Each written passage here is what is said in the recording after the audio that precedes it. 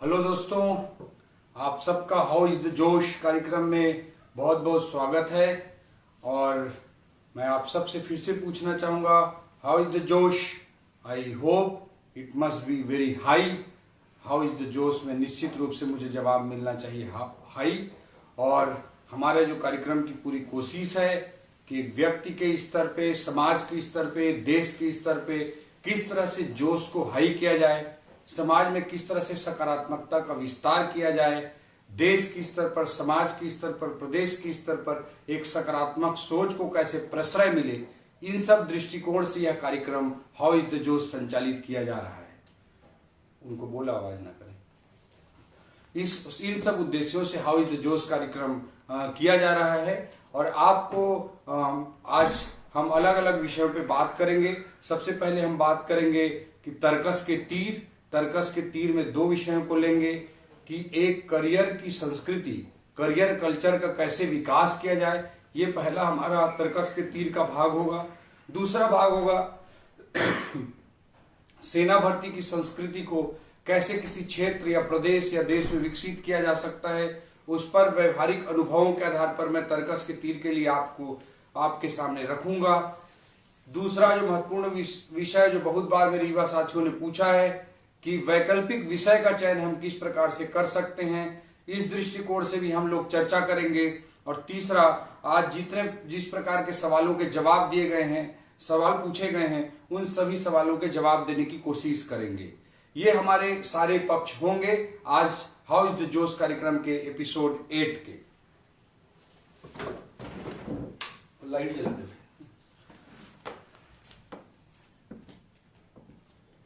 सबसे पहले हम चर्चा करते हैं तर्कस के तीर के रूप में करियर संस्कृति का कैसे विकास किया जाए।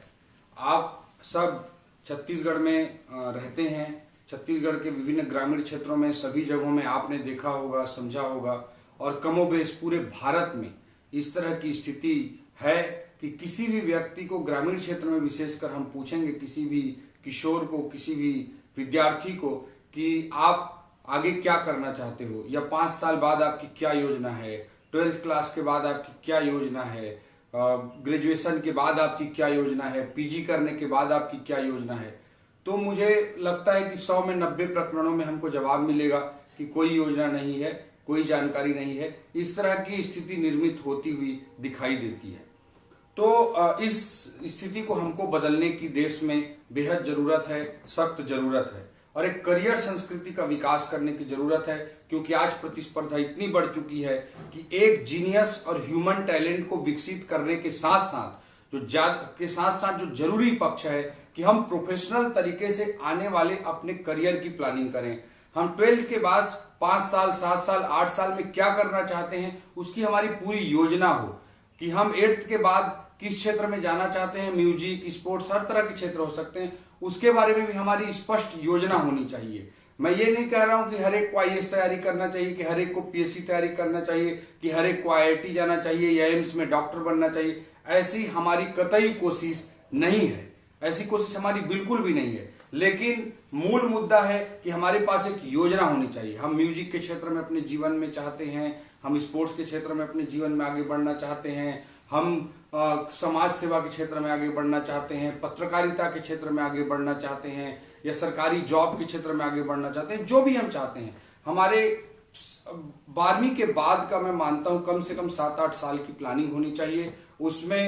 उसमें हमारे पास स्पष्ट रूप से plan A, plan B, plan C होना चाहिए। प्लान ए सक्सेस नहीं होता तो प्लान बी हमारा क्या होगा, प्लान बी सक्सेस नहीं होता तो प्लान सी कैसे आगे बढ़ेंगे, इस बारे में हमारी स्पष्ट रणनीति होनी चाहिए। और मैं आपको हमेशा कहूंगा कि एक चीज में असफल हो जाने से, एक परीक्षा में फेल हो जाने से जिंदगी बहुत बड़ी है। एक परीक्षा से जिंदगी बहुत बड़ी है, इसलिए कभी भी हताश ना हो। और एक असफलता, एक निराशा, एक हताशा हो सकता है कि आपके लिए बड़ी सफलता के द्वार खोले और आपके जिंदगी को एक नया मोड़ दे दे।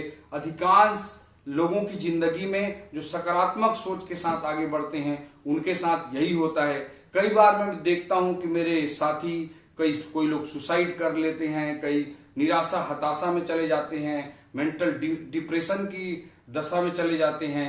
बहुत सारे केस आजकल ऐसे देखने को मिलते हैं। तो इस तरह से हमको नहीं जाना है। इसके लिए बेहतर है कि हम एक पॉजिटिव थिंकिंग के साथ आगे बढ़े जीवन में, और इसके साथ ही साथ एक प्रोफेशनल प्लानिंग भी हो कि हम आने वाले अपने लाइफ के 7-8 सालों में हम क्या करना चाहते हैं, प्लान ए हमारा क्या है, प्लान बी क्या है, प्लान सी क्या है, एक असफल होता है तो हम क्या करेंगे, एक सफल होता है तो हम क्या करेंगे। इस तरह की स्पष्ट रणनीति, स्पष्ट दृष्टिकोण हमारे मनोमस्तिष्क में होना चाहिए। इस दृष्टिकोण से जांजगीर जिला में मैंने एक एक्सपेरिमेंट किया था, वो आप सबके सामने शेयर करना चाहता हूं, जिसको आप एक केस स्टडी के रूप में, एक एग्जाम्पल के रूप में किसी भी पब्लिक फोरम में, पब्लिक स्पीकिंग में, एसे राइटिंग में, इंटरव्यू में आदि जगहों में बिना मेरा नाम लिए कोट कर सकते हैं। उससे आपको काफी हद तक लाभ मिल सकता है। हमने क्या किया कि 9वीं से 12वीं और कॉलेज के बच्चों को भी के लिए भी चलाया, लेकिन विशेष फोकस किया 9वीं से 12वीं तक के विद्यार्थियों के लिए करियर कल्चर का विकास करने के लिए हमने युवा कार्यक्रम संचालित किया, और उसमें हमने एक बुक निर्मित की, करियर पुस्तिका निर्मित की। उसमें 90 प्रकार के अलग अलग परीक्षाओं के बारे में पूरी डिटेल कि उनके लिए योग्यता क्या है, अर्हता क्या है, कितने एज तक दे सकते हैं, कौन सी बुक पढ़नी चाहिए, कितने अंक का क्या पूछा जाता है, उस एग्जाम में भर्ती के लिए नियम क्या हैं, उस एग्जाम को पास करने के बाद क्या क्या चीजें, क्या लाभ मिलते हैं, कि इस सारी चीजों को लिखते हुए, और उस एग्जाम के बारे में और डिटेल जानकारी चाहिए तो कौन सी वेबसाइट से हम डिटेल जानकारी ले सकते हैं। इन सारे बातों को इंक्लूड करते हुए 90 परीक्षाओं के लिए करियर पुस्तिका का निर्माण किया। और इस करियर पुस्तिका में चाहे एसएससी हो, रेलवे हो, बैंकिंग हो, आईएएस हो, पीएससी हो, वैज्ञानिक की परीक्षा हो, डॉक्टर की परीक्षा हो, आईआईटी की परीक्षा हो, इन सब चीजों को, पत्रकारिता से संबंधित क्षेत्र हो, सब चीजों को, सभी पक्षों को समाहित करते हुए एक पुस्तिका का निर्माण किया। और हम करियर काउंसलिंग के नाम पे एक कार्यक्रम, 2 कार्यक्रम करा देते हैं। उससे हमारे जिले या हमारे प्रदेश के लोगों को, हम विद्यार्थियों को, युवाओं को बहुत अधिक लाभ मुझे लगता है कि एक कार्यक्रम से नहीं हो सकता। इसको एक सतत अनवरत चलने वाली प्रक्रिया के रूप में विकसित करने की आवश्यकता आज समाज में है। इस दृष्टिकोण से हमने प्रत्येक स्कूल के प्रिंसिपल साहब का ओरिएंटेशन किया। 400 करीब 482 स्कूलों को हमने टारगेट किया, और 482 स्कूलों में सभी जगह प्रिंसिपल साहब लोगों को हमने ओरिएंटेशन किया। उसके बाद एक एक लेक्चरर को हमने करियर मित्र के रूप में उनका बार बार ट्रेनिंग कराया। उसके बाद जो करियर पुस्तिका थी जिसमें 90 एग्जाम के बारे में डिटेल था, उसको हमने एक सिलेबस के रूप में सभी स्कूलों में वितरित कराया। स्कूलों की लाइब्रेरी में बहुत सारी किताबें, प्रतियां इन किताबों की रखी गई। उसको लाइब्रेरी इशू करने का भी कल्चर बनाया गया कि विद्यार्थियों के हाथ में भी वो किताब जाए। ये हमने किया। उसके अलावा सैटरडे को करियर की कक्षाएं हमने कंपलसरी कर दी, और एक पीरियड कम से कम एक सप्ताह में 9वीं से 12वीं तक के बच्चों के लिए करियर पर बात करने की प्रक्रिया को हमने अनिवार्य बनाया, जिससे स्कूल के प्रिंसिपल, करियर मित्र और अन्य लेक्चरर और टीचर्स को उसमें इंक्लूड करते हुए बच्चों को प्रत्येक सैटरडे को करियर के बारे में डिस्कशन, चर्चा प्रारंभ की गई। इससे होता यह है कि बच्चे को 90 प्रकार की सभी परीक्षाओं के बारे में जानने की जरूरत नहीं है, लेकिन जो युवा जिस क्षेत्र में इंटरेस्टेड है, जिस क्षेत्र में उसकी रुचि है, उस अनुरूप वो 5-7 प्रकार की परीक्षाओं का डिटेल जानकारी ले सकता है, और उसके अनुरूप अपने आप को तैयार करते हुए आगे बढ़ सकता है। दोस्तों, मैं मानता हूं कि 12th के बाद की जो भी परीक्षा होती है, जो भी कंपटीशन होता है, उसको हम अगर 10th के बाद प्रिपेयर करना चालू कर दें, एक मेंटल ओरिएंटेशन, एक मानसिक रूप से उसकी तैयारी चालू कर दें, तो उस एग्जाम में हमको सफल होने से कोई नहीं रोक सकता। इसी प्रकार की कई एग्जाम ग्रेजुएशन पर आधारित होती हैं, उनको 12th पास करते ही हम अगर उसके बारे में ओरिएंटेशन अपना प्रारंभ कर दें, उसमें तैयारी चालू कर दें, तो उस एग्जाम में भी हमको सफल होने से कोई नहीं रोक सकता। इस प्रकार की प्रवृत्ति हमको हमारे ग्रामीण क्षेत्र के बच्चों में भी विकसित करने की आवश्यकता है, ताकि वो गाइडेंस के अभाव में, मार्गदर्शन के अभाव में, सही किताबें न मिलने के अभाव में अब जीवन में असफल ना हो, और एक निराशा हताशा का वातावरण ना बने, और ग्रामीण क्षेत्र के सामान्य पृष्ठभूमि के बच्चे भी समाज में ऊंचे से ऊंचे स्थानों को प्राप्त कर सकें। इस दृष्टिकोण से ये प्रक्रिया चालू की गई। इससे हमने देखा कि पूरे करियर की एक संस्कृति, करियर कल्चर का विकास उस क्षेत्र में, जांजगीर क्षेत्र में हो पाया। और आज मैं देखता हूं धुरकोट जैसे छोटे से गांव में मैं गया था, केरा रोड पे जांजगीर के पास है। अभी मैं कुछ दिन पहले जयपुर गया था, वहाँ छोटे छोटे संस्थान चल रहे हैं, प्योर कॉमर्शियल या मनी माइंडेड वे में कई लोग नहीं चला रहे हैं, बड़े सोशल ओरिएंटेशन के साथ कई लोग चला रहे हैं। जैसे जयपुर में सुरेश साहू जी का मैं जिक्र करना चाहूंगा।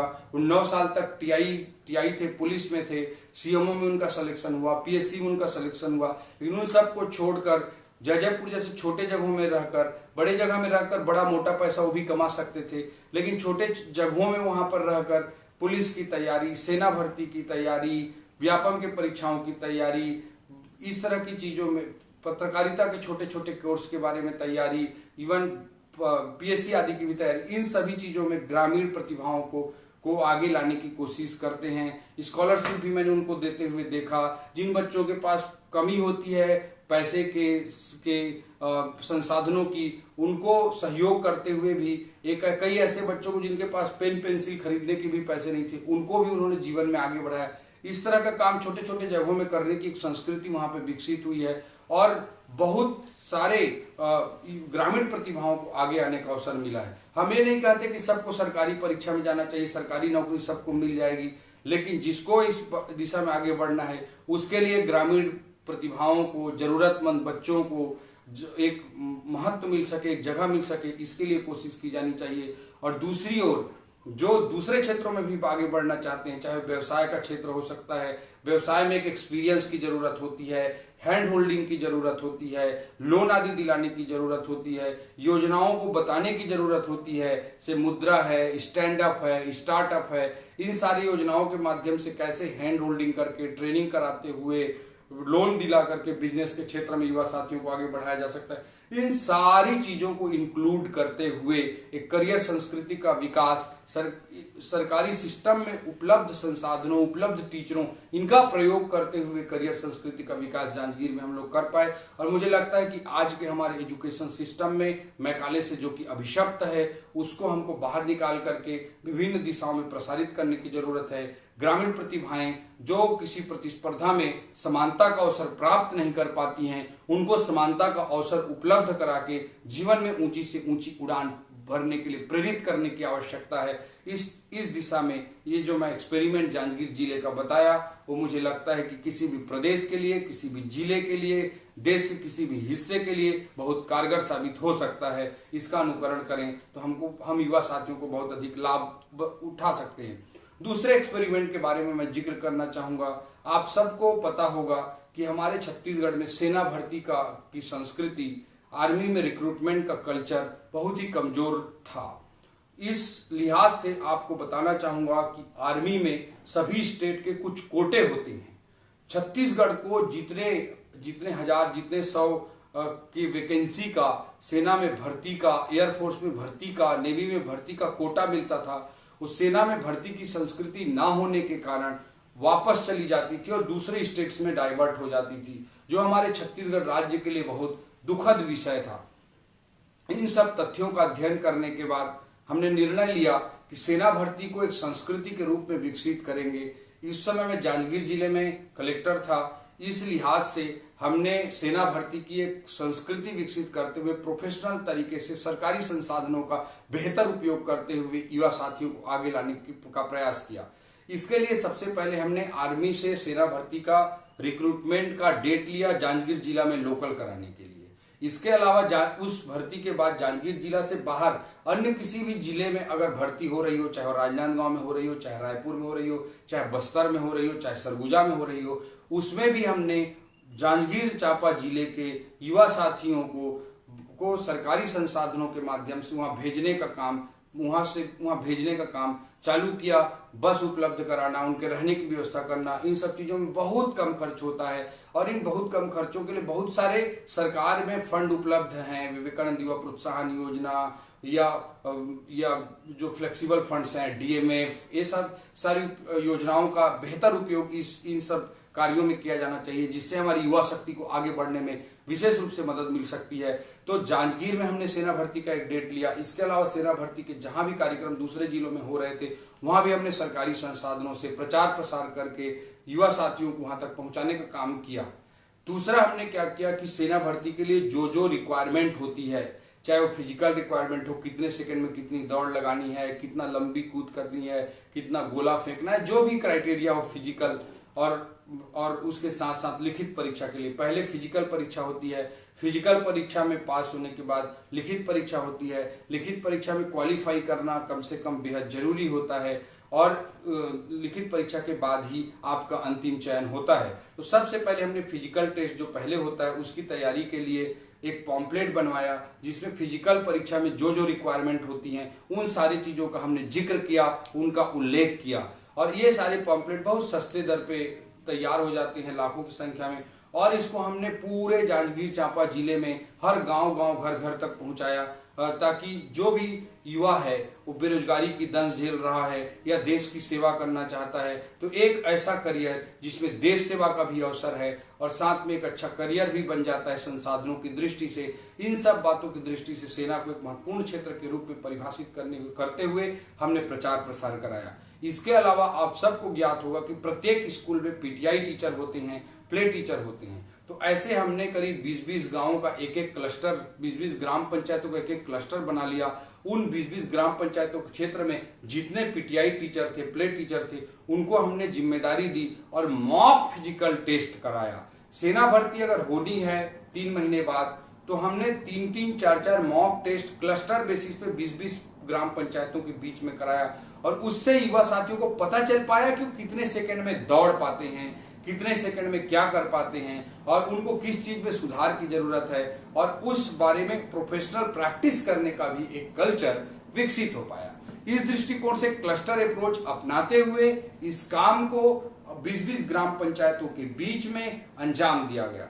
इससे मेरे युवा साथी फिजिकल टेस्ट के लिए बहुत अच्छे तरीके से अपने आप को तैयार कर पाए। इसके बाद जो भी बच्चे फिजिकल टेस्ट के लिए गए उनको रुकने जाने की व्यवस्था, इन सबको सरकारी फंड्स जैसा कि मैंने बताया उन सोर्सेस का उपयोग करते हुए हमने उपलब्ध कराया।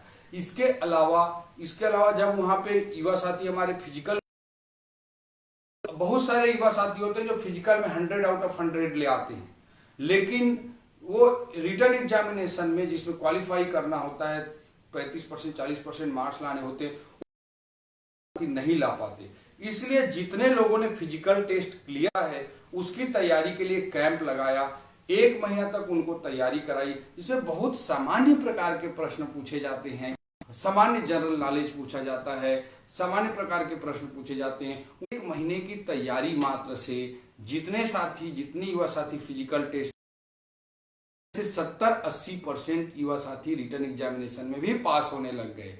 जो परसेंटेज पहले बहुत कम, एक बड़ा बदलाव ला सकते हैं। इस दृष्टिकोण से सेना भर्ती जांजगीर चांपा जिले में विकसित किया गया और हर्ष के साथ मैं आप सबको बताना चाहूंगा, गर्व के साथ के लगभग कार्यकाल में जांजगीर चांपा जिले में 400 से अधिक युवाओं की सेना में भर्ती हो पाई। एयरफोर्स, नेवी, इन सबको मिलाकर, और जो भी युवा साथी उनके माता पिता को भी सम्मानित करने का कार्यक्रम लगातार आयोजित किया, जिससे एक देशभक्ति की पाई और युवा साथियों को देशभक्ति के साथ एक सेना से रिटायरमेंट के बाद 35 साल की एज में एसएसबी के माध्यम से जब वापस आते हैं, वो युवा साथियों को अन्य परीक्षाओं में, जैसे पीएससी की परीक्षा हो, व्यापम की परीक्षा हो, इन सब परीक्षाओं में भी भूतपूर्व सैनिक के रूप में, और उस माध्यम से भी जो सेना से आते हैं, मैंने कई लोगों को देखा है, कई नायब तहसीलदार बने, कई अन्य अच्छे पदों पर गए, तो वहां पर भी उनको लाभ होता है। तो सेना भर्ती के कल्चर को भी विकसित और पुख्ता रूप में आपको देखने को मिलेगी और इन सब कारणों से एक नई दिशा हमारे छत्तीसगढ़ को, हमारे देश को दी जा सकती है। दोस्तों, तीसरा मैं बिंदु पे आना चाहूंगा। मेरे बहुत सारे साथियों ने सवाल पूछा है कि भाई वैकल्पिक विषय का आईएएस के लिए चयन कैसे करना चाहिए। मैं उन साथियों को बताना चाहूंगा कि वैकल्पिक विषय का चयन, ऑप्शनल सब्जेक्ट का चॉइस अपने आप में बहुत महत्वपूर्ण है, क्योंकि हम सब देखते हैं कि किसी विषय का किसी साल सामान्य जो विद्यार्थी होते हैं, सामान्य जो अभ्यर्थी होते हैं, एस्पिरेंट्स होते हैं, वो भी बहुत अच्छी स्कोर लाते हैं और आईएएस की परीक्षा में धड़ल्ले से सेलेक्ट होते हैं। और कई विषयों के साथ हम ट्रेंड देखते हैं कि बहुत अच्छी तैयारी के बाद, बहुत अच्छी प्रतिभाओं के बाद भी कई विषय में अच्छे चयन नहीं हो पाते हैं। मैंने अपनी तैयारी के दौरान भी लोक प्रशासन, पब्लिक एडमिनिस्ट्रेशन में ऐसी ही समस्या का सामना किया था। इसका मतलब ये नहीं कह रहा हूं मैं कि हर एक विद्यार्थी को कि लोक प्रशासन, पब्लिक एडमिनिस्ट्रेशन हिंदी मीडियम से नहीं लेना चाहिए, ऐसा मैं बिल्कुल नहीं कहना चाह रहा हूं। ट्रेंड बदलता रहता है, स्थिति परिस्थिति बदलती रहती है, लेकिन मेरी तैयारी पब्लिक एडमिनिस्ट्रेशन सब्जेक्ट में बहुत ज्यादा अच्छी थी, ये बात मैं आपको जरूर बोलना चाहूंगा। मैंने पहला अटेम्प्ट प्रीलिम्स पब्लिक एडमिनिस्ट्रेशन से दिया, धड़ल्ले से पब्लिक एडमिनिस्ट्रेशन को मैंने प्रीलिम्स को क्लियर किया बहुत अच्छे स्कोर के साथ। जब मेंस दिया तो भी मैंने पब्लिक एडमिनिस्ट्रेशन की जोरदार तैयारी करके दिया। बहुत सारी बातें होती थी कि पब्लिक एडमिनिस्ट्रेशन में अंक नहीं आते हैं, स्कोर नहीं हो पाता है, लेकिन मैंने कहा कि मैं अपना अटेम्प्ट दे रहा हूं, मैं अपना सर्वस्व 100% देते हुए तैयारी करूंगा। और इस हिसाब से मैंने पब्लिक एडमिनिस्ट्रेशन की तैयारी की। एग्जाम हॉल में गया, मैंने पेपर लिखा, जमकर पेपर लिखा, और एग्जाम हॉल से बाहर निकलते ही मैंने अपने एक दोस्त को बोला था कि 325 से अगर कम स्कोर आया तो मैं पब्लिक एडमिनिस्ट्रेशन से अगले बार एग्जामिनेशन नहीं दूंगा। मेरे दोस्त ने हंसते हुए बोला अगर 324 आया तो मैंने भी कहा कि हाँ 324 आएगा तब भी मैं पब्लिक एडमिनिस्ट्रेशन से नेक्स्ट अटेम्प्ट नहीं लिखूंगा। मैंने अपने दोस्त को ये कहा था। और जब सब अच्छा चलता गया, जब लास्ट में मेरा रिजल्ट 12 मार्च से रह गया था, तो मैंने जब मार्कशीट देखा तो मार्कशीट मैंने देखा तो देखा कि मैं जिस सब्जेक्ट में बोल रहा था कि 325 से अगर एक अंक भी कम आएगा तो मैं इस सब्जेक्ट को छोड़ दूंगा, उस सब्जेक्ट में मुझे 600 में 206 मार्क्स मिले थे, 206 अंक मिले थे। तो मैंने तत्काल आधे घंटे के अंदर सब्जेक्ट को बदलने का निर्णय लिया, क्योंकि मैं जानता था कि सब्जेक्ट में मैंने 100% अपना दिया, उसके बाद भी यहाँ अंक नहीं आ रहा है तो जरूर कोई समस्या है। और इस बात का प्रमाणन तब हुआ जब मैं आईएएस में सेलेक्ट होकर लाल बहादुर शास्त्री राष्ट्रीय प्रशासन अकादमी गया, लवासना गया, मसूरी गया।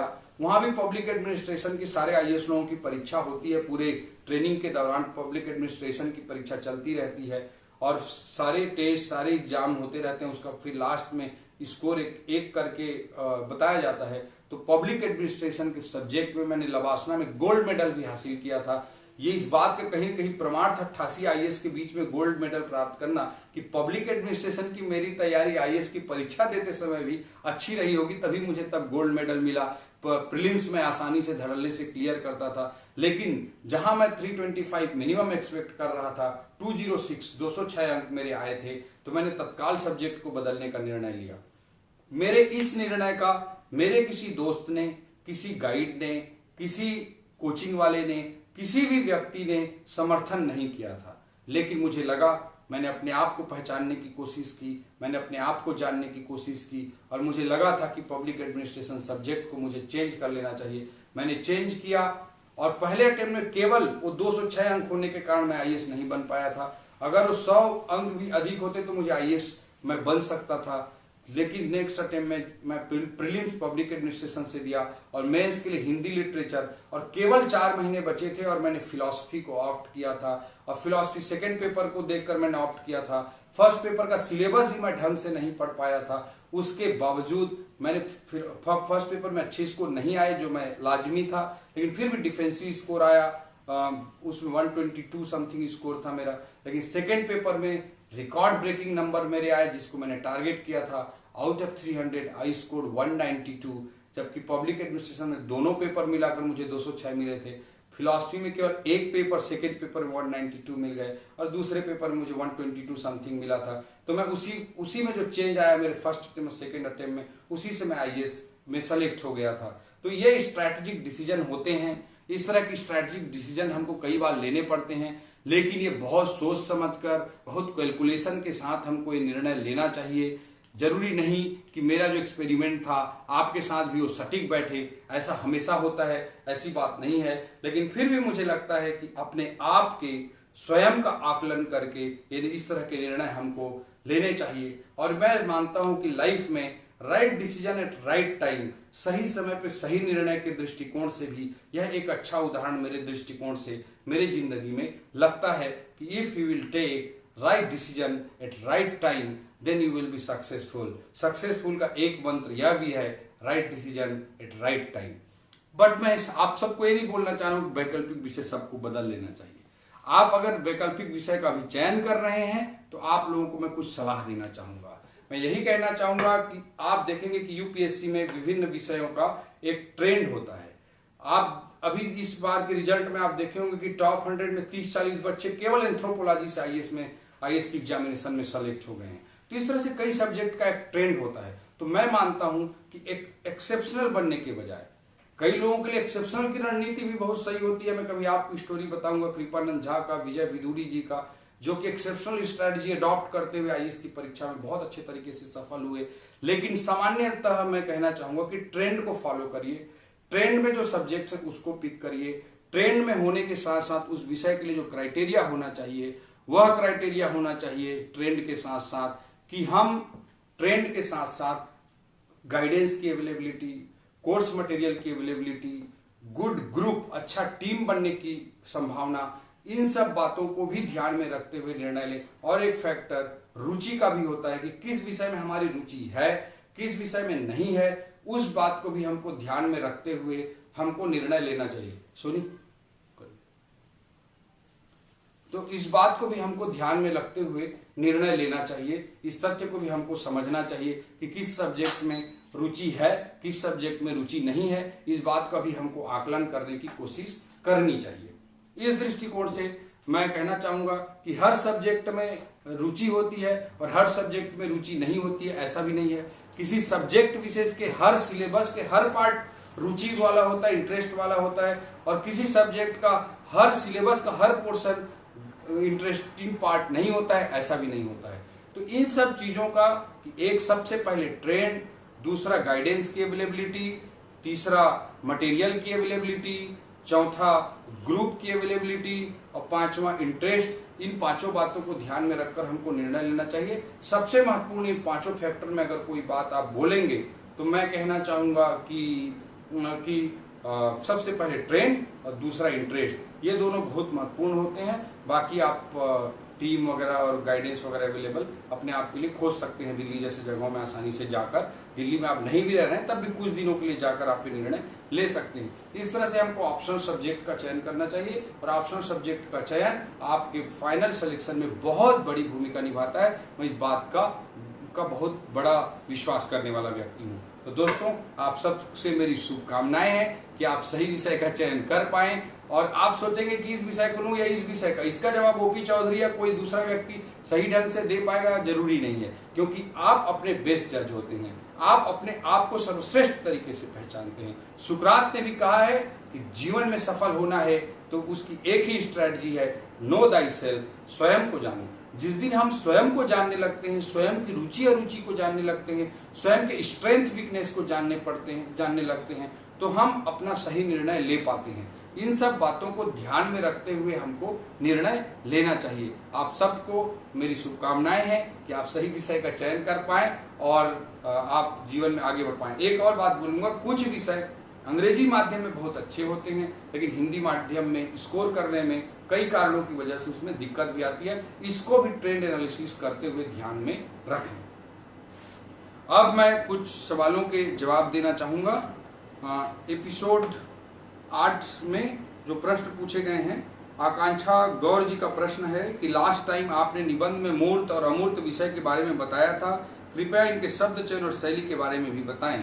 आकांक्षा जी, मैं आपको कहना चाहूंगा कि मूर्त और अमूर्त विषय पर हमने डिस्कस किया ही है।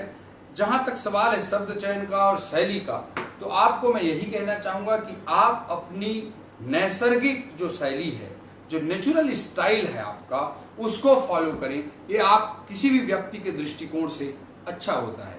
हो सकता है कि आप अटल बिहारी वाजपेयी जी की भाषा, उनकी शैली बहुत सर्वश्रेष्ठ प्रकार की थी, उसको नकल करने की कोशिश करें। कोई ओपी चौधरी को नकल करने की कोशिश करे, ओपी चौधरी और किसी को नकल करने की कोशिश करे, तो हम 2 पैराग्राफ 3 पैराग्राफ ऐसे में उस दृष्टिकोण से तो लिख सकते हैं, लेकिन चौथे 5वें पैराग्राफ के आते आते हम अपनी औकात पे आ जाते हैं। तो इस दृष्टिकोण, जो कि बहुत ही कृत्रिम और आर्टिफिशियल तरह का तरीका लग सकता है, इस बात को हमको ध्यान में हमेशा रखते हुए सोचना चाहिए कि हम हम सोचते हैं कि साहित्यिक भाषा का प्रयोग करें या सहज भाषा का प्रयोग करें। इस तरह के सवाल मुझे बहुत बार पूछे जाते हैं। मेरा एक ही जवाब है, आप अपनी भाषा का प्रयोग कीजिए, वही आपके यूपीएससी में सेहत की दृष्टि से या किसी भी एग्जामिनेशन में, चाहे वो असिस्टेंट कमांडेंट का एग्जामिनेशन हो, चाहे पीएससी का एग्जामिनेशन हो, उस दृष्टिकोण से सही रहेगा।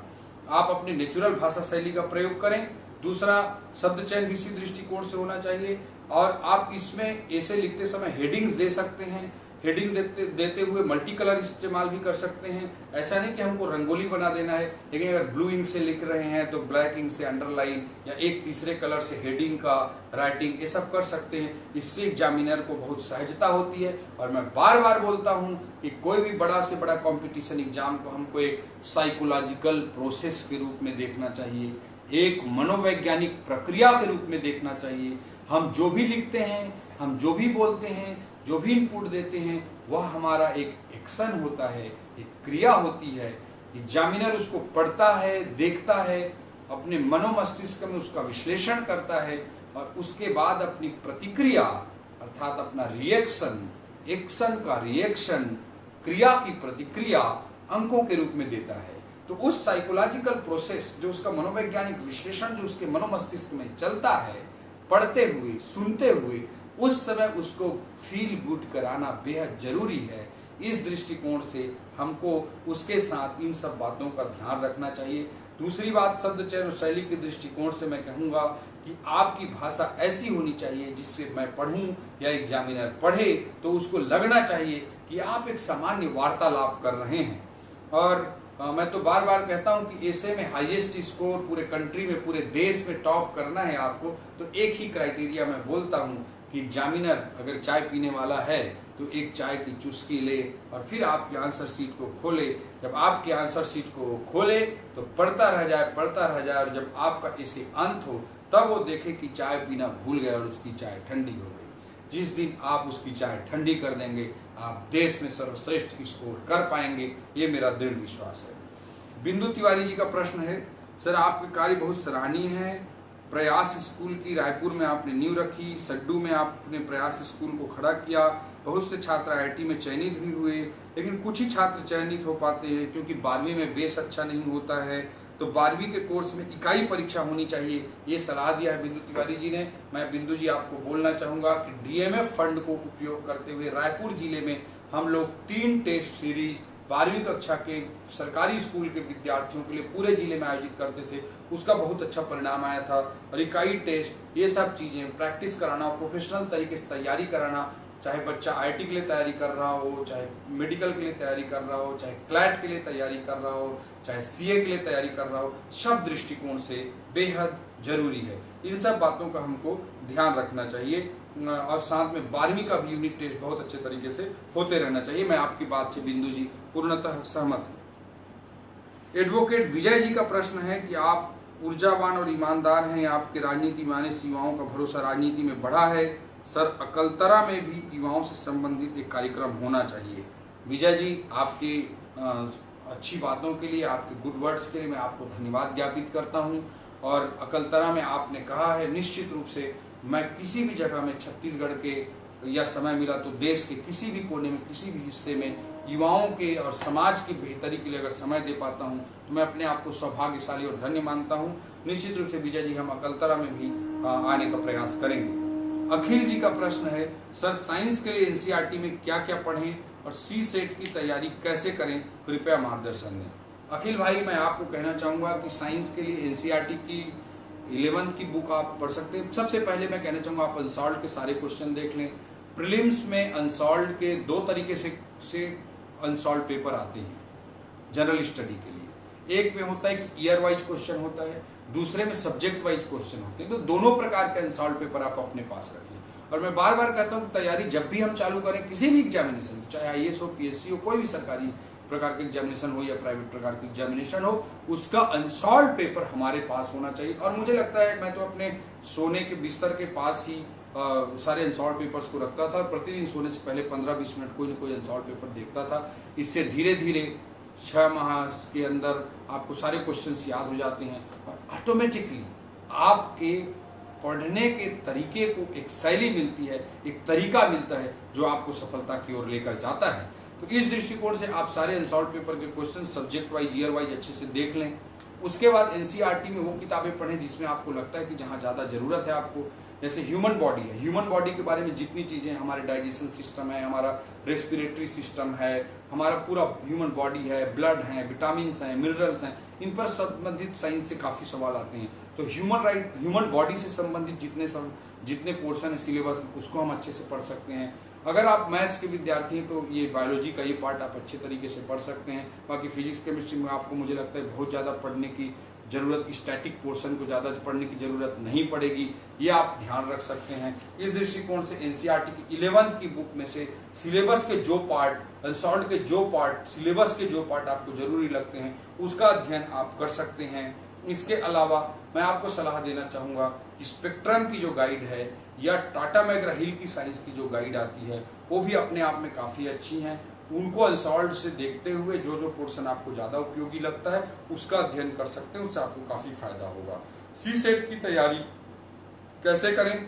जो साइंस के विद्यार्थी हैं मुझे लगता है कि सी सेट में बहुत ज़्यादा दिक्कत नहीं आनी चाहिए। इस बार निश्चित रूप से सी सेट का प्रश्न बहुत हार्ड किया गया है। यूपीएससी अपनी ट्रेंड बदलता रहता है और इस मेंस में मुझे लगता है कि हिंदी क्वालिफाइंग और अंग्रेजी क्वालिफाइंग भी बहुत हार्ड और उच्च स्तर का यूपीएससी दे सकता है, ये मैं गेस कर रहा हूँ। यूपीएससी अपना ट्रेंड बदलता रहता है, बट इन जनरल साइंस के विद्यार्थियों को सी सेट के लिए ज़्यादा परेशानी नहीं आती है। चाहे साइंस का विद्यार्थी हो चाहे आर्ट्स का विद्यार्थी हो, दोनों के लिए मेरी यही सलाह है कि आप अनसॉल्व्ड के हर क्वेश्चन को, हर एरिया को देखें। गति, दूरी, समय से संबंधित प्रश्न हो सकता है, ब्याज, साधारण ब्याज, चक्रवृद्धि ब्याज से संबंधित प्रश्न हो सकता है, अलग अलग पोर्शन से संबंधित प्रश्न हो सकते हैं। अनसॉल्व पेपर के क्वेश्चन सॉल्व करें, उससे आपको आइडिया लग जाएगा कि किस पोर्शन में, किस क्षेत्र में आप कठिनाई महसूस कर रहे हैं। उस क्षेत्र के लिए, उस कठिनाई वाले क्षेत्र के लिए आर.एस. अग्रवाल वाली बुक को, परफेक्ट रीजनिंग वाली बुक को से आप थोड़ा प्रैक्टिस कर सकते हैं और अनसॉल्व पेपर से प्रैक्टिस कर सकते हैं। उतने मुझे लगता है सी सेट की तैयारी अच्छे से आपकी हो जाएगी। संदीप कुमार जी का प्रश्न, उन्होंने बीए किया है और अभी 2 साल से गवर्नमेंट जॉब में हैं, बट आगे कुछ अलग करना चाहते हैं, कृपया गाइड करें। जीवन खुला आकाश है संदीप जी, आप जीवन में जिस दिशा में आगे बढ़ना चाहें, एक जीवन है, उसको जरूर एक्सप्लोर करें। I believe in exploring the life, और इसीलिए मैं भी अपनी लाइफ में अलग अलग तरह के एक्सपेरिमेंट करता रहता हूँ और मैं अपने जीवन से, अपनी उपलब्धियों से, अपनी सफलताओं से, अपनी असफलताओं से, अपने जीत से, अपने हार से सबसे खुश रहकर जिंदगी को जीने की कोशिश करता हूँ। संदीप जी, आपको मेरी सलाह है कि आप अपने मन में जो आ रहा है उस दिशा में आगे बढ़ें, और कोई बड़े गवर्नमेंट जॉब की तैयारी करना चाहते हो या प्राइवेट सेक्टर में कुछ करना चाहते हो, जिस भी दिशा में आप जाना चाहते हैं उसको एक्सप्लोर करें। मेरी शुभकामनाएं आपके साथ हैं। आनंद जी का प्रश्न है, उन्होंने कहा है कि बस आपका मार्गदर्शन मिलता रहे, हमारे लिए यही काफ़ी है। थैंक यू आनंद जी, आपको धन्यवाद आपके अच्छे शब्दों के लिए।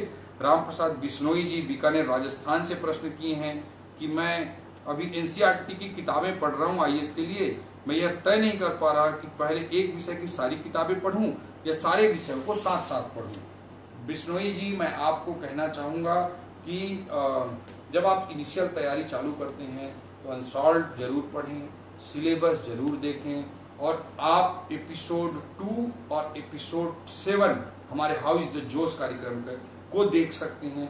उसमें हमने ये बताया है कि कहाँ पे एनसीईआरटी की जरूरत है, कहाँ पे एनसीईआरटी की जरूरत नहीं है, कौन से एनसीईआरटी को पढ़ने से पर्याप्त होगा। इन सब बातों का हमने बहुत विस्तार से जिक्र किया है, उसको आप देख लें किस एनसीईआरटी को पढ़ना है। उसके अलावा आपने जो सवाल किया है कि सारे विषयों को एक साथ पढ़ें या एक विषय की सारी कक्षाओं की एनसीईआरटी को जो जरूरी है उसको समाप्त कर लें, तो मैं आपको कहना चाहूँगा कि मेरी सलाह यही रहेगी कि एक विषय से संबंधित जितने एनसीईआरटी हैं उसको अच्छे से पढ़ लें, समझ लें। पढ़ना ही नहीं, डाइजेस्ट करना ज़्यादा जरूरी है। कुछ महत्वपूर्ण बातों को अपने परमानेंट मेमोरी में ब्रेन के पहुँचा लें, उसके बाद आप दूसरे पोर्शन को तैयार करें। आपके पास आपके लिए मेरे हिसाब से ये रणनीति बेहतर रहेगी। लोकेश बंजारे जी का प्रश्न है, सर सीजीपीएससी में जीएस तो निकल जाता है, सी सेट में मैथ्स और रीजनिंग नहीं निकल पा रहा है, कृपया समाधान करें। लोकेश बंजारे जी, अभी मैंने डिटेल में कहा कि सी सेट के लिए क्या तैयारी करना चाहिए।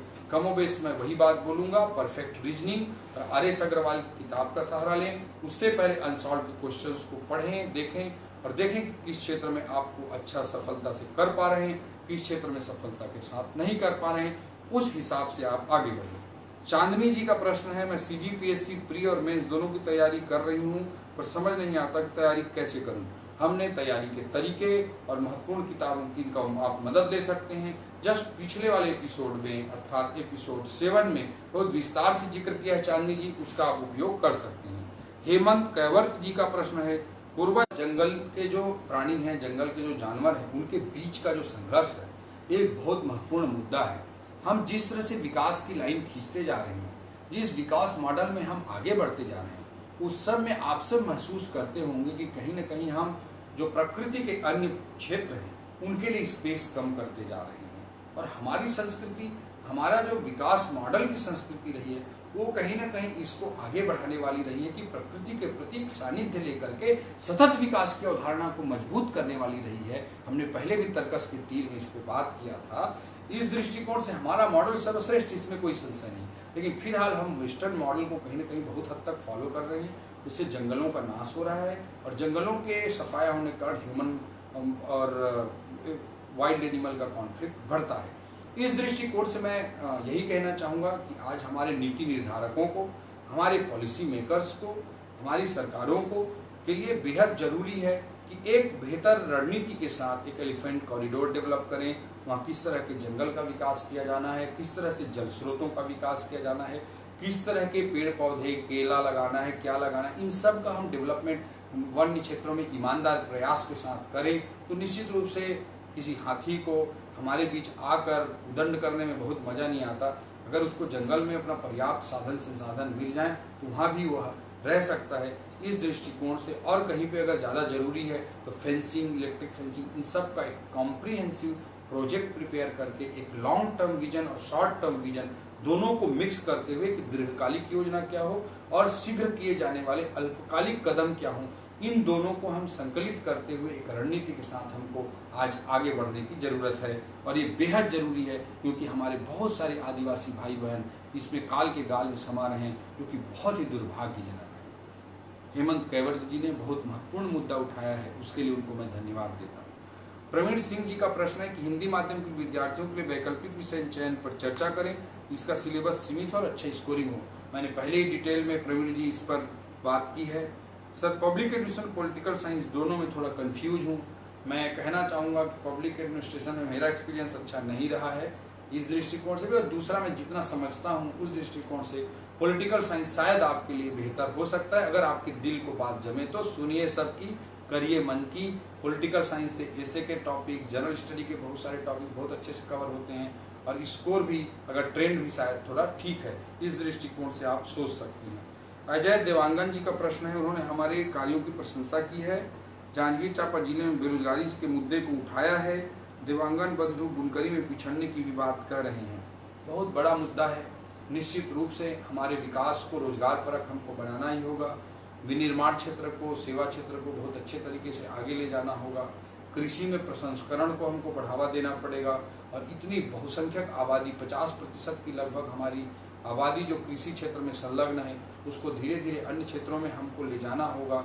और उनके लिए कृषि को भी डेयरी, मत्स्य पालन, इन सब से संबद्ध करते हुए, कृषि प्रसंस्करण से संबद्ध करते हुए हमको रोजगार परक और जो कृषि क्षेत्र में छिपी हुई बेरोजगारी है उसको हमको, जो सीजनल अनएम्प्लॉयमेंट है, जो मौसमी बेरोजगारी है, जो छिपी हुई बेरोजगारी है, उन सब से कृषि क्षेत्र को निजात दिलाना होगा। ये सब बातें अत्यंत महत्वपूर्ण हैं।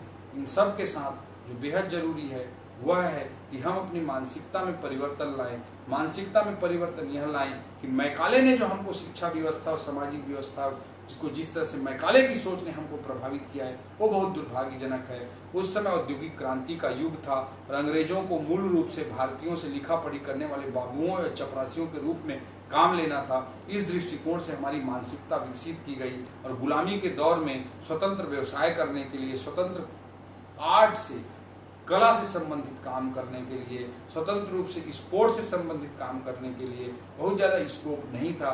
इसलिए हर व्यक्ति को लगता था कि जीवन सुरक्षित रहे। इस दृष्टिकोण से अंग्रेजों की गुलामी के समय से हम केवल सरकारी नौकरी को ही एक बेस्ट ऑप्शन मानते हुए आ रहे थे। और कहीं ना कहीं आज़ादी के बाद के कई दशकों तक भी ये मानसिकता बनी हुई थी। लेकिन अब ये बदलता हुआ भारत है, ये न्यू इंडिया है, यहाँ बहुत सारी संभावनाएं हैं। जो इनोवेशन करेगा, जो एक नई लकीर खींचेगा, वो जीवन में ज़्यादा आगे बढ़ सकता है। इन सब बातों को भी, इन सब मानसिकता को भी हमको ध्यान में रखकर आगे बढ़ना चाहिए। हमको ह्यूमन श्रम, जो मानवीय श्रम है, उसको एक महत्व मिलना चाहिए। नवीं से ही हमको एक स्किल बेस्ड कोर्सेस हमको चालू कर देना चाहिए। कोई प्लम्बिंग का काम करे, कोई इलेक्ट्रीशियन का काम करे, कोई राजमिस्त्री का काम करे। इससे न केवल एक नया काम जीवन में सीख पाएगा, बल्कि उन कार्यों के प्रति, मानव श्रम से संबंधित कार्यों के प्रति एक सम्मान और आदर का भाव भी समाज में और हम सबके मानसिकता में विकसित होगा, जो कि हमारे सामाजिक मूल्य के दृष्टिकोण से अत्यंत आवश्यक है। आज भी कई सारे कामों को, चाहे कोई ताज होटल में वेटर का काम कर रहा हो और 50,000 रुपया भी कमा रहा हो, फिर भी उसको हे दृष्टि से देखने की एक विडंबना हमारे समाज में बनी हुई है। इस विडंबना से, इस मानसिकता से हमको समाज को निकालने की जरूरत है। इस दृष्टिकोण से मानवीय श्रम से संबंधित कोर्सों को, स्किल बेस्ड कोर्सेस को हाई स्कूल एजुकेशन का अनिवार्य हिस्सा हमको बनाने की ज़रूरत है। दुर्भाग्य है कि इस दिशा में बहुत अच्छा काम अभी तक नहीं हो पाया। आने वाले समय में हमको इस दृष्टिकोण से आगे बढ़ने की ज़रूरत है। मोदी जी ने स्किल इंडिया मिशन को भी इसी दृष्टिकोण से चालू किया है, जो अत्यंत महत्वपूर्ण और ज़रूरी है। इस दृष्टिकोण से हमको, इस सोच के साथ हमको आगे बढ़ने की ज़रूरत है। हम सब चाहते हैं कि फुल पैंट और कुर्ता पहन के या चपरासी के रूप में सरकारी दफ्तर में काम करे वो मिल जाए। इसने हमारे छत्तीसगढ़ में भी और देश में भी मानसिकता बन गई है। तेकर कारण सब दिक्कत होते, हमारा हर दृष्टिकोण से आगे बढ़ने की जरूरत है। देवांगन बंधुओं की बुनकरी में पिछड़ने की भी बात उन्होंने उठाई है। अत्यंत महत्वपूर्ण विषय है जय देवांगन जी। इस दिशा में भी हम सबको मिलकर काम करना चाहिए। मैं जांजगीर चांपा में जब कलेक्टर था तो अलग अलग इनोवेटिव मशीन्स जितने बने थे उनको प्रश्रय देने की कोशिश किया। NRLM के माध्यम से इस काम को आगे बढ़ाने की कोशिश किया। ककून उत्पादन को, अर्जुन पेड़ जिसको हम साजा के नाम से हमारे छत्तीसगढ़ में जानते हैं, उसका प्लांटेशन बढ़ाकर हमने आगे बढ़ाने की कोशिश की। वर्षा जी का प्रश्न है, डोंगरगढ़ की रहने वाली हैं, 34 साल की हैं, क्या PSC दे सकती हैं? PSC के दृष्टिकोण से मैं यही कहना चाहूँगा कि जो दूसरे राज्य के लोग हैं जो छत्तीसगढ़ PSC देने आते हैं, उनके लिए 30 वर्ष की आयु सीमा है। जो छत्तीसगढ़ के अनारक्षित श्रेणी के मेरे साथी हैं, उनके लिए आयु सीमा 40 वर्ष है। ST, SC, OBC और महिला, चाहे वो ST, SC, OBC से महिला हो या अनारक्षित श्रेणी से भी महिला हो, उन सबके लिए 45 वर्ष की आयु सीमा है। DSP के लिए जरूर 28 वर्ष की आयु सीमा रखी गई है, अनारक्षित के लिए, अनरिजर्व्ड के लिए और ST, SC, OBC के लिए 33 वर्ष की सीमा रखी गई है। तो वर्षा जी, मैं आपको यही कहना चाहूँगा कि 34 वर्ष की उम्र है, आप DSP के लिए आप परीक्षा नहीं दे पाएंगे, लेकिन बाकी सारे पदों के लिए 45 वर्ष की उम्र तक आप परीक्षा दे सकते हैं। प्रशांत नंदे जी एथिक्स पर सवाल किए हैं। एथिक्स का पेपर जो IAS में जनरल स्टडी पेपर 4 के रूप में होता है, प्रशांत जी इसको मैं बाद में लूंगा और डिटेल में लूंगा आने वाले एपिसोड्स में। राजेंद्र जी ने प्रश्न किया है, रेल लाइन होना चाहिए कोरबा से रांची? निश्चित रूप से होना चाहिए राजेंद्र जी, मैं आपके साथ खड़ा हूं। इस दिशा में हम लोग निश्चित रूप से काम करने का प्रयास करेंगे। राजेंद्र साहू जी का प्रश्न है, BSc के बाद UPSC की तैयारी कैसे करें, मटेरियल कौन सा उपयोग करें? राजेंद्र जी एपिसोड 2 और एपिसोड 7 हाउ इज द जोश का आप देखें, आपको जरूर मदद मिलेगी। ऋषि कुमार जी का प्रश्न है कि देश के लिए सबसे बड़ी सेवा क्या है? ऋषि जी, आपने बहुत बड़ा मुद्दा उठाया है। देश के लिए काम करने वाला एक वीर सैनिक भी है, एक शिक्षक भी राष्ट्र निर्माता है, एक किसान भी अन्नदाता के रूप में राष्ट्र निर्माण का काम करता है, एक मजदूर भी श्रम योगी के रूप में राष्ट्र निर्माण का काम करता है, एक पढ़ा लिखा प्रबुद्ध व्यक्ति भी समाज को दिशा देने का काम करता है, चाहे वो डॉक्टर हो, चाहे इंजीनियर हो, चाहे वकील हो, चाहे प्रोफेसर हो, चाहे IAS हो, सब अपने अपने दृष्टिकोण से राष्ट्र सेवा और राष्ट्र निर्माण का काम कर रहे हैं। और किसी की भूमिका को हम कमतर आंकने की गलती जीवन में और समाज में, देश में कभी नहीं कर सकते। इस दृष्टिकोण से मैं कहना चाहूँगा कि एक व्यक्ति जो भले ही एक ड्राइवर हो, एक व्यक्ति जो भले ही एक मजदूर हो, वो अपने काम को ईमानदारी से कर रहा है और देश के समाज के बारे में सकारात्मक सोचते हुए जीवन में आगे बढ़ रहा है, तो देश का एक बड़ा सेवक है, उसकी तुलना में जो एक बड़ा मंत्री हो या बड़ा आईएएस आईपीएस अधिकारी हो लेकिन गलत मानसिकता के साथ अगर वो कर रहा है तो वो देश पर, समाज पर बड़ा भार है और वो मजदूर देश का बड़ा सेवक है। देश की सेवा के मेरे दृष्टिकोण से मैं ऐसी परिभाषित करना चाहूंगा और मैं इसी नजरिए से देखता हूं। जो व्यक्ति अपने जगह पे अपना काम, अपना दायित्व अच्छे तरीके से निभा रहा है वो देश की सबसे बड़ी सेवा कर रहा है, देश निर्माण के लिए सबसे बड़ा काम कर रहा है। इस बात को मैं बार बार दोहरा कर कहना चाहूंगा ऋषि जी, और हमको उसी तरह से, उसी दृष्टिकोण से समाज में मानसिकता विकसित करके हमको उसका सम्मान करना चाहिए। प्रेमचंद लोधी जी का प्रश्न है, आईएएस बनने के लिए हाइट होना जरूरी है? बिल्कुल नहीं प्रेमचंद जी, इसमें हाइट की आईएएस के लिए कोई जरूरत नहीं है।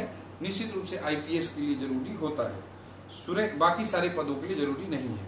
सुरेंद्र साहू जी का प्रश्न है, हारने के बाद कैसा लगता है, हारने के बाद अपने को मजबूत कैसे रखें? सुरेंद्र साहू जी, मैं आपको यही कहना चाहूंगा कि जिंदगी को देखने का नजरिया हमको बहुत महत्वपूर्ण होता है। मेरे नजरिए से मंजिल को प्राप्त कर लेने में कोई आनंद विशेष रूप से प्राप्त नहीं होता है। उस मंजिल का जो रास्ता है, रास्ते की जो चुनौतियां हैं, रास्ते की जो कठिनाइयां हैं, रास्ते का जो एक जिजीविसा है, उसी रास्ते की जो एक कोशिश है, उसी में जीवन का असली आनंद है। इस दृष्टिकोण से हमको जीवन को जीना चाहिए। हार और जीत बहुत ज्यादा मायने नहीं रखते हैं। आप क्रिकेट मैच देखते हो, क्रिकेट मैच जब आप देखते होंगे, जब आपको 400 का रन अगर टारगेट पूरा करना हो और हमारी टीम ओपनिंग करने के लिए उतरती है और जब एक चौका लगाती है, एक रन बनाती है, तो हमको ज्यादा आनंद होता है। और 48 ओवर बाद अगर 2 ओवर में केवल 2 रन की जरूरत हो तो सारा आनंद समाप्त हो जाता है। लेकिन मंजिल के सबसे पास का समय वो होता है। इसलिए मैं कहना चाहता हूं कि जो टारगेट है, जो लक्ष्य है, जो मंजिल है, उसके लिए जो संघर्ष है, उसी में आनंद है। इस दृष्टिकोण से मैं जीवन को जीने की कोशिश करता हूं। इसलिए हार और जीत से, सफलता और असफलता से ऊपर उठकर मैं जीवन को जीता हूं। इस दृष्टिकोण से हम आगे बढ़ेंगे तो निश्चित रूप से हम अपने जीवन में मजबूती को हम प्राप्त करेंगे, ये मेरी सोच है। ओम प्रकाश चौधरी जी राजस्थान से प्रश्न किए हैं, हेलो हम नाम भाई, आपने कहा है कि मैं दिल्ली सहन नहीं कर पाया, दिल्ली में मैं रज बस नहीं पाया, बाड़मेर में रहकर तैयारी करता हूँ, ग्रुप नहीं बना पाया हूँ, कैसे पढ़ाई करूँ? आप कोशिश करिए ओम प्रकाश जी ग्रुप बनाने की। ग्रुप नहीं बन पाता तो भी आप सोशल मीडिया, गूगल, यूट्यूब के माध्यम से आज जो दिल्ली में ना रहने का जो कमी है उसको पूरा कर सकते हैं। और आपको दिल्ली का एक्सपीरियंस है ही, वहाँ किस रणनीति के साथ, किस जुनून के साथ तैयारी की जाती है, उसको आप देखकर उस हिसाब से अपने आप को आगे बढ़ाएं। क्या मटेरियल यूज किए जाते हैं उस सब का ध्यान रखें। आप सोशल मीडिया, गूगल के माध्यम से काफ़ी चीज़ों को कंपनसेट कर सकते हैं, बट यू शुड ट्राई कि अभी भी ग्रुप बनाने की कोशिश कीजिए। अगर अच्छा ग्रुप, अच्छी लाइब्रेरी जगह मिल जाती है, जैसे हमारे रायपुर का नालंदा परिसर है, उस तरह से अगर आपको मिल जाता है तो आपको जरूर कारगर साबित होगा। संदीप कौशल जी का प्रश्न है, मैंने 2 साल से छत्तीसगढ़ पीएससी प्री और मेंस की तैयारी करके एग्जाम दिया लेकिन प्री नहीं निकल पाया, आगे कैसे तैयारी करूं? मैं आपको यही कहना चाहूंगा संदीप जी, आप अनसॉल्व पेपर, सिलेबस बहुत अच्छे से तरीके से पढ़ें, टेस्ट सीरीज में बार बार पार्टिसिपेट करके प्रैक्टिस करें और सभी पोर्शन को जो हमने एपिसोड 7 में कुछ मूल पुस्तकें कही हैं उनको आप अच्छे से पढ़ें, कम किताबें पढ़ें, अच्छी किताबें पढ़ें और ज़्यादा बार पढ़ें और ज़्यादा से ज़्यादा प्रैक्टिस करें। इस रिवीजन ज़्यादा से ज़्यादा करें। संदीप जी, आप, संदीप कौशल जी, निश्चित रूप से आपको सफलता मिलेगी। हम सबकी शुभकामनाएं आपके साथ हैं। साकेत जी का प्रश्न है, सर आंसर राइटिंग प्रैक्टिस कैसे करें? आजकल हर चीज़ प्रोफेशनल हो चुका है, अनसॉल्व पेपर आपको देखना ही है और टेस्ट सीरीज हर जगह आयोजित होने लगे हैं, चाहे प्रीलिम्स का हो, मेंस का हो। विजन आईएएस इसका सबसे बड़ा ब्रांड है आज देश में, जो हर तरह के answer writing practice, test series बहुत अच्छे से कराता है। इस तरह से आप पीएससी के लिए भी, आईएएस के लिए भी, जहाँ भी आंसर राइटिंग की ज़्यादा से ज़्यादा प्रैक्टिस करें, क्योंकि लिखना उतना ही महत्वपूर्ण है जितना पढ़ना। और हमारा एग्जामिनेशन 3 घंटे का होता है, एग्जामिनर हमको 3 घंटे के आधार पर जज करता है। जगदीश सेठिया जी का प्रश्न है, सर मैं जॉब की तैयारी कर रहा हूँ, साथ में कुछ और क्या करूँ ताकि पैसे की प्रॉब्लम ना हो? आप अगर एग्जाम की तैयारी कर रहे हैं जगदीश जी, तो साथ में ट्यूशन पढ़ाना या कोई भी आसपास के अपने परिवेश में जो छोटे मोटे काम हो उसको साथ में करें। मैं भी जब आईएएस तैयारी करता था तो बहुत बार ट्यूशन पढ़ाता था, उससे एक सेटिस्फेक्शन भी मिलता है, तैयारी को एक धार भी मिलती है और आर्थिक रूप से भी आप अधिक सक्षम और संबल महसूस करते हैं, जिससे घर वालों पर प्रेशर बोझ कम पड़ता है और आप अच्छा महसूस करते हैं। अजीत चतुर्वेदी जी का प्रश्न है, मैं आपको अपना आइडियल मानता हूँ, प्राइवेट जॉब करता हूँ, गवर्नमेंट जॉब के लिए क्या करूँ? अजीत जी, आप मुझे आइडियल मानते हैं, इसके लिए बहुत बहुत धन्यवाद। अजीत जी, मैं आपको कहना चाहूँगा कि आप अगर गवर्नमेंट जॉब के लिए प्रिपेयर करना चाहते हैं तो हम करियर पुस्तिका में बहुत सारी एग्जामिनेशन के बारे में जिक्र किए हैं, उसमें आप हमारे से संपर्क कर सकते हैं, हम उसके बारे में आपको और बता देंगे। और इसके अलावा आप अपनी रुचि की कुछ एग्जामिनेशन को टारगेट करें और उसके हिसाब से तैयारी करें। उमेश देवांगन जी का प्रश्न है, जॉब में रहते हुए छत्तीसगढ़ पीएससी की तैयारी कैसे करें, टाइम एडजस्ट नहीं कर पा रहा हूँ। आप दोनों चीज़ों को साथ में पैरेलली डिवाइड करके अच्छे से करें, निश्चित रूप से कर पाएंगे। योगा मेडिटेशन के माध्यम से अपने वर्किंग आवर्स को, स्टडी आवर्स को बढ़ाने का प्रयास करें और मन से एक नेगेटिविटी जो है कि मैं नहीं कर पा रहा हूँ, एक डर है, उसको निकाल दें तो ज़्यादा अच्छा आप कर पाएंगे। किशन साहू जी का प्रश्न है, क्या रिटायरमेंट की सीमा बढ़नी चाहिए या नहीं, इसका बेरोजगारी पर क्या असर पड़ेगा? रिटायरमेंट की सीमा ऑलरेडी 60 साल के आसपास है। देश में जीवन प्रत्याशा बढ़ रही है, लाइफ एक्सपेक्टेंसी बढ़ रही है।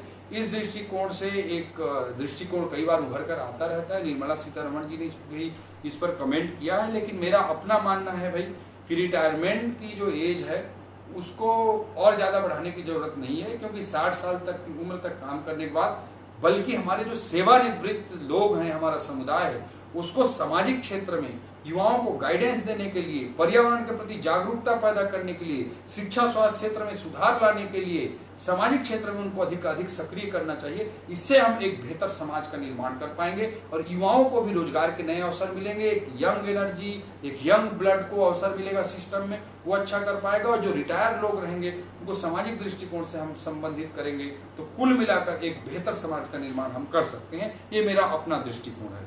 प्रेमचंद जी का प्रश्न है, कॉमर्स सब्जेक्ट वाले बन सकते हैं क्या? निश्चित रूप से कॉमर्स के लिए भी सारे क्षेत्र खुले हैं, आईएएस हो, पीएससी हो, सारे एग्जाम दे सकते हैं। आपने देखा होगा श्री राम कॉलेज है दिल्ली यूनिवर्सिटी का, वहाँ कॉमर्स में जो कट ऑफ होता है सबसे ज़्यादा जाता है, 98-99% से भी ऊपर चला जाता है। तो कॉमर्स में भी बहुत संभावनाएं हैं। आज फॉर्मल इकोनॉमी का साइज बढ़ रहा है। मोदी जी अर्थव्यवस्था को मजबूत करने के लिए फॉर्मल इकोनॉमी की साइज को बढ़ा रहे हैं, टैक्स रिफॉर्म कर रहे हैं, जीएसटी आ रहा है, इनकम टैक्स रिफॉर्म आ रहे हैं। इससे कॉमर्स रिलेटेड एक्टिविटी की, सीए की, कॉमर्स से रिलेटेड टैली की, इन सब कोर्सेज की बहुत जरूरत पड़ेगी और कॉमर्स का मैं एक अच्छा फ्यूचर प्रेमचंद जी देख पा रहा हूँ, आईएएस-पीएससी की परीक्षाओं में भी और अन्य क्षेत्रों में भी। संतोष देवांगन जी का प्रश्न है, I am big fan of you, मैं यूपीएससी की तैयारी करना चाहता हूँ, मुझे कैसे पढ़ना चाहिए, टाइम टेबल सजेस्ट कीजिए। संतोष जी, मैं आपको कहना चाहूँगा कि आप एपिसोड 2 और एपिसोड 7 हमारा देखें और टाइम टेबल के दृष्टिकोण से मैं आपको कहना चाहूँगा कि आप अपने हिसाब से टाइम टेबल बनाएं, आपको जैसे सूट करता है। किसी को सुबह का टाइम अच्छा लगता है, किसी को शाम का टाइम अच्छा लगता है, उन घंटों को आप ज़्यादा उपयोग करें और इन स्टडी आवर्स को ज़्यादा से ज़्यादा बढ़ाने का प्रयास करें कि एक दिन हम 18 घंटे पढ़ लें और बाकी दिन हम 8 घंटे भी ना पढ़ पाएं, वह भी एक डेंजरस ट्रेंड है। इस चीज़ को ध्यान में रखते हैं, हमको कंसिस्टेंसी को ध्यान रखना चाहिए। ज़्यादा स्टडी से ज़्यादा महत्वपूर्ण है रेगुलर स्टडी, और रेगुलर स्टडी के आवर्स को धीरे धीरे हम बढ़ाएं तो ज़्यादा उपयोगी होगा। इंदर सोनकर जी का प्रश्न है, बेरोजगारी की समस्या और समाधान पर विस्तृत चर्चा। आने वाले एपिसोड में तर्कस के तीर पर मैं इसी पर बात करूंगा। इंदर जी। दीप मंडावी जी का प्रश्न है, एसटी कैटेगरी की फीमेल के लिए कितने अटेम्प्ट होते हैं? दीप मंडावी जी को मैं कहना चाहूँगा, पीएससी की परीक्षा में कोई अटेम्प्ट नहीं होता है। आईएएस की परीक्षा में जनरल कैटेगरी के लिए 32 साल की उम्र और 6 अटेम्प्ट हैं। ओबीसी के लिए 35 साल की उम्र और 9 अटेम्प्ट हैं। और जो एसटी एससी कैटेगरी हैं उनके लिए 37 इयर्स की उम्र और अटेम्प्ट की कोई बात नहीं है। आईएएस में जनरल के लिए 32 साल की एज, 6 अटेम्प्ट, ओबीसी के लिए 35 साल की एज और 9 अटेम्प्ट, और जनरल अनरिजर्व कैटेगरी के लिए 37 साल की उम्र, एसटी एससी कैटेगरी के लिए 37 साल की उम्र, और अटेम्प्ट की कोई संख्या की गिनती नहीं होती है और पीएससी में कोई अटेम्प्ट नहीं है। विष्णु पटेल जी का प्रश्न है, दर्शन शास्त्र के बुक मैं इसका और अभी अपडेट, मैं दर्शन शास्त्र से खुद एग्जाम दिया हूँ, लेकिन अपडेटेड मॉडल पे रिसर्च करके नेक्स्ट टाइम मैं आपके लिए आऊँगा। मैंने कहा था आपको पिछले बार भी, लेकिन इसको मैं और अलग तरीके से आगे बढ़ाऊंगा। सुनील प्रधान जी का प्रश्न है, मैं डिप्रेस हूँ, एग्जाम अच्छा स्कोर नहीं हुआ, क्या करूँ? जीवन दर्शन पे हमने बहुत बात किया है। आपको यही चाहिए कि जीवन में सकारात्मक रहें, हार जीत से ऊपर उठकर अपनी कोशिशों को एंजॉय करें। सुनील जी, निश्चित रूप से आप अपने डेस्टिनेशन तक आसानी से पहुंचेंगे। आदित्य श्रीवास्तव जी का प्रश्न है, जॉब करते करते यूपीएससी के लिए स्ट्रेटजी, टाइम मैनेजमेंट, और इस पर डिटेल चर्चा आने वाले एपिसोड में हम करेंगे। तामेश्वर साहू जी का प्रश्न है, सर गवर्नमेंट जॉब करके ही देश सेवा की जा सकती है क्या? प्राइवेट जॉब करते हुए देश की उन्नति में कैसे योगदान दिया जा सकता है? बिल्कुल नहीं, गवर्नमेंट जॉब करते हुए ही देश की सेवा दी जा सकती है, ऐसा बिल्कुल नहीं है। आप एक समाज सेवी बनकर, एक पत्रकार बनकर, एक अच्छे बिजनेसमैन, प्रोफेशनल एथिक्स को पालन करते हुए भी देश की सेवा कर सकते हैं। हम किस व्यक्ति की सेवा, देश सेवा, इस पर अभी हमने विस्तार से भी चर्चा की है। तामेश्वर साहू जी, विक्रांत जी का प्रश्न था, पिछली बार उन्होंने पूछा था कि सीजीपीएटी प्री एग्रीकल्चर टेस्ट के लिए कौन कौन सा बुक प्रीफर करना चाहिए? अरिहंत की बुक, आनंद की बुक, इनको आप अच्छे से प्रीफर कर सकते हैं। और हर एग्जाम की तरह इसमें भी अनसॉल्व पेपर आनंद का या अन्य पब्लिकेशन का आता है, उन सब को आप अच्छे से पालन करें। पेपर 200 अंकों का 200 प्रश्नों का आता है। 11-12 के कोर्स को अच्छे से आप पढ़ें। बायोलॉजी ग्रुप और एग्रीकल्चर ग्रुप दोनों के लिए अलग अलग पेपर होते हैं। इन सब का ध्यान में रखते हुए आप अच्छे से तैयारी करें। अरिहंत बुक, आनंद की बुक, अनसॉल्व पेपर आनंद का, और 11-12 की जो बेसिक बुक है उनका विक्रांत जी आप ज्यादा से ज्यादा उपयोग करें। प्रवीण सिंह जी का प्रश्न था, पिछली बार यूपीएससी के हिंदी माध्यम विद्यार्थियों के लिए वैकल्पिक विषय के चयन के बारे में बताएं। इस पर हमने अभी विस्तार से चर्चा की है। सतवीर जी का प्रश्न था पिछली बार कि इंग्लिश को कैसे प्रिपेयर करें। मैं आपको कहना चाहूंगा कि इंग्लिश के लिए एक न्यूज़पेपर पढ़ना, और उसमें जो कुछ नए शब्द आते हैं उनको प्रतिदिन 8 शब्द 10 शब्द की एक कॉपी नोटबुक बना लें, तो उससे आपकी इंग्लिश ज़्यादा मजबूत होगी। इसके अलावा ग्रामर पॉइंट ऑफ व्यू से, समझने के दृष्टिकोण से कुछ बुक जैसे फॉरलेक्स ग्रामर बुक, ऑक्सफोर्ड की जो बुक आती है guide to effective writing and speaking, complete English grammar rules, जो फॉरलेक्स ग्रामर की है, इस तरह की कुछ बुक का आप उपयोग कर सकते हैं। और इससे भी ज़्यादा जरूरी है कि हम टीवी वगैरह इंग्लिश न्यूज वगैरह देखें, उससे प्रोनाउंसिएशन भी इम्प्रूव होगा, लिसनिंग कैपेसिटी भी इम्प्रूव होगी और हम बेहतर कर पाएंगे। अनुपम यादव जी का प्रश्न था, सेट तैयारी हेतु मैंने आज डिटेल में जिक्र किया। Unsolved papers, R S. Aggarwal, perfect reasoning, ये सारे सवालों को आज हमने लिया है। आप सबको मैं यही कहना चाहूँगा कि आने वाले तर्कस के तीर पे हम बेरोजगारी के मुद्दे पे बात करेंगे, डिटेल में बात करेंगे, किस तरह की रणनीति होनी चाहिए, नीति निर्माताओं को किस दृष्टिकोण में आगे बढ़ना चाहिए, अभी सरकारों के द्वारा क्या प्रयास किए जा रहे हैं, इनको और क्या दिशा दिए जानी चाहिए, इस पर हम डिटेल में बात करेंगे। क्योंकि मुझे भी लगता है कि इस बार की एग्जामिनेशन में ऐसे का टॉपिक भी इसके आसपास रह सकता है। शिक्षा नीति इस बार आई है, उसके आसपास भी रह सकता है। इस पर हम तर्कस के तीर पर डिस्कशन करेंगे। बेरोजगारी के मुद्दे पे कुछ मैं अपने व्यवहारिक जीवन के, प्रशासनिक जीवन के अनुभव भी आपके साथ शेयर करूंगा, जो हम लोगों ने उसको आगे बढ़ाया। इन सब बातों पे बात करेंगे। और आप सबको इस कार्यक्रम से जुड़ने के लिए हाउ इज द जोश, जो कि मैं हमेशा हाई एक्सपेक्ट करता हूं, उससे जुड़ने के लिए बहुत बहुत बधाई और धन्यवाद देता हूं। आप सबको, हम सब की, आपकी, मेरी सबकी कोशिश है कि व्यक्ति के स्तर पर, समाज के स्तर पर और देश के स्तर पर सकारात्मकता का विस्तार हो। जीवन में हम सबके लिए जीवन की सबसे बड़ी प्रासंगिकता शायद यही होगी।